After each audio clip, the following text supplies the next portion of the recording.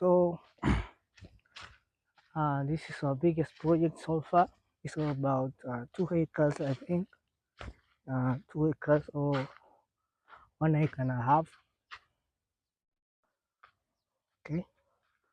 So hapa the project kubwa tumeanzisha. All right, go.